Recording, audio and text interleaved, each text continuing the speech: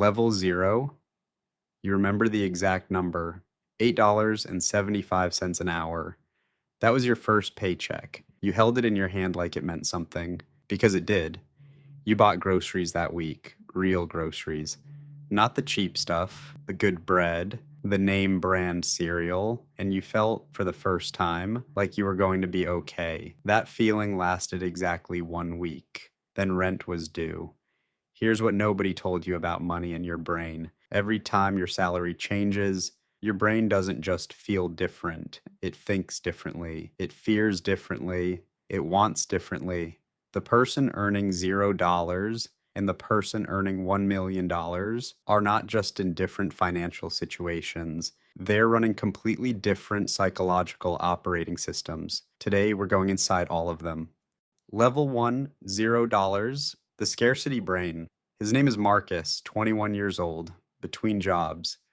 $0 coming in, $1,200 going out every month. Marcus checks his bank account 14 times a day, not because checking it helps, because his brain is in full threat detection mode. Psychologists call this scarcity mindset. When you have nothing, your brain does something remarkable and terrible at the same time. It hyper focuses. Every single thought gets filtered through one question: will I survive this month? Studies from Princeton found that financial scarcity consumes the same mental bandwidth as losing 13 IQ points. Not because poor people are less intelligent, because their brain is spending all its processing power on survival. Marcus isn't lazy. Marcus's brain is exhausted from fighting a war every single day. And the cruelest part, the scarcity brain makes the worst financial decisions because it can only see today, not next month, not next year, just today. Level 2, $25,000, the relief brain.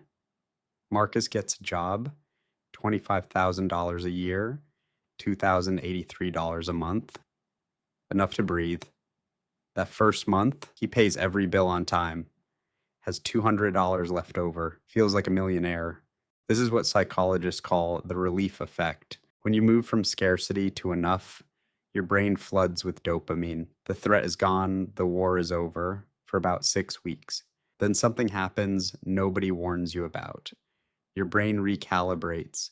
$2,500 a month stops feeling like relief. It starts feeling like normal, and normal to your brain is never enough. This is called hedonic adaptation. The raise that saved you becomes the salary that traps you. Marcus starts spending exactly $2,500 a month. Not because he's irresponsible, because his brain decided this is the new baseline, and baselines only move one direction.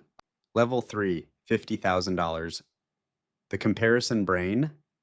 3 years later, Marcus is earning $50,000.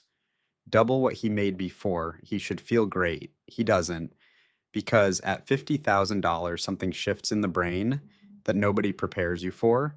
You stop comparing yourself to who you were. You start comparing yourself to everyone around you. Leon Festinger called this social comparison theory.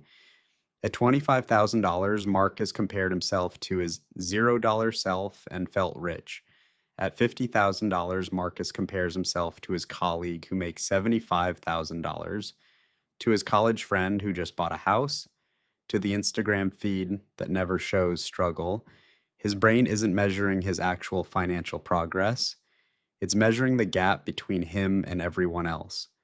And that gap always feels bigger than it is. The $50,000 brain is a comparison machine running 24 hours a day, and it is never satisfied. Level 4, $100,000, the identity brain. Marcus hits $100,000. This one feels different. 6 figures.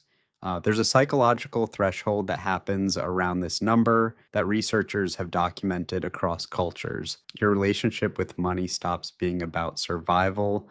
It becomes about identity. At $100,000, Marcus doesn't just spend money on things. He spends money on what things say about him. The car isn't just a car, it's a signal. The apartment isn't just shelter, it's a statement. Psychologists call this status consumption. Your brain is no longer asking, can I afford this? It's asking, what does this say about me? And this is where the $100,000 salary becomes the most dangerous level of all, because Marcus now earns enough to buy signals he can't sustain. The lifestyle expands to fill the income every single time. Level 5, $250,000. The anxiety brain, Marcus is 35 now, $250,000 a year. You'd think the anxiety would be gone. It's worse. This surprises people until you understand the psychology.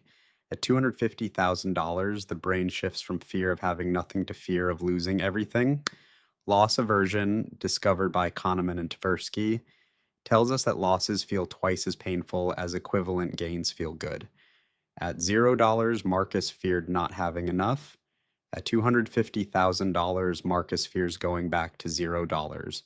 Same fear, different direction. He works harder than ever, takes fewer risks, says yes to everything because no feels dangerous. The $250,000 brain is not relaxed. It is guarding. It checks the portfolio the way the $0 brain checked the bank account, 14 times a day. Different number. Same fear, same exhausted brain. Level 6, $500,000. The invisible brain. Something quiet happens at $500,000. Marcus stops talking about money, not because he's humble, because he's learned something the lower levels never taught him. The more visible your wealth, the more expensive it becomes. Every person who knows becomes a potential cost.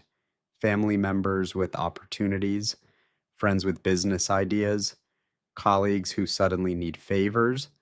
Psychologists call this the visibility tax. Marcus starts driving an older car, not because he can't afford new, because he's learned that invisibility is protection. The $500,000 brain has discovered something the $30,000 brain would never believe. Privacy is a luxury more valuable than the car. Level 7, $1 million. The freedom brain. Marcus is 42, $1 million in the account. He sits at his kitchen table on a Tuesday morning. Coffee, quiet, nowhere to be. And for the first time since that $8.75 paycheck, he feels what he was actually chasing the whole time. Not the number, the Tuesday morning.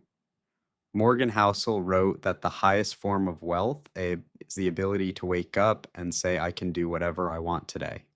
Marcus finally understands it, not because he read it, because he lived every level that came before it.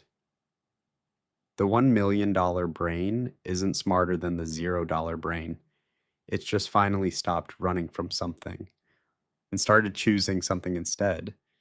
The psychology pattern, what every level has in common. Here's what Marcus's entire journey teaches us about the brain and money.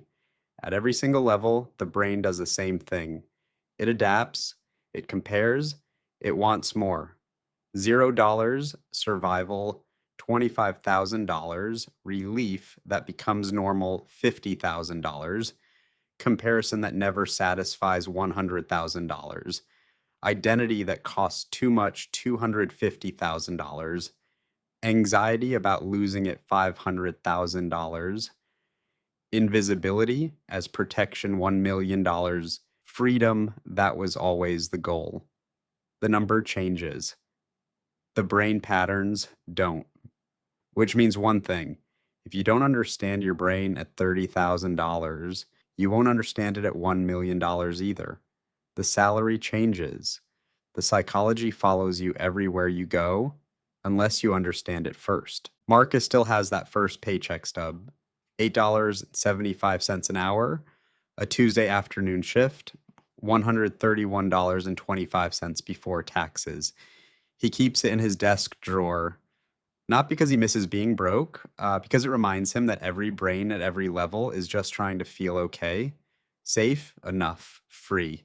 The number was never the destination. The feeling was, and the feeling was available the whole time. Your brain doesn't need $1 million to feel free. It needs to understand why it never felt free with everything it already had. That's the whole game, and now you know how to play it. See you next time.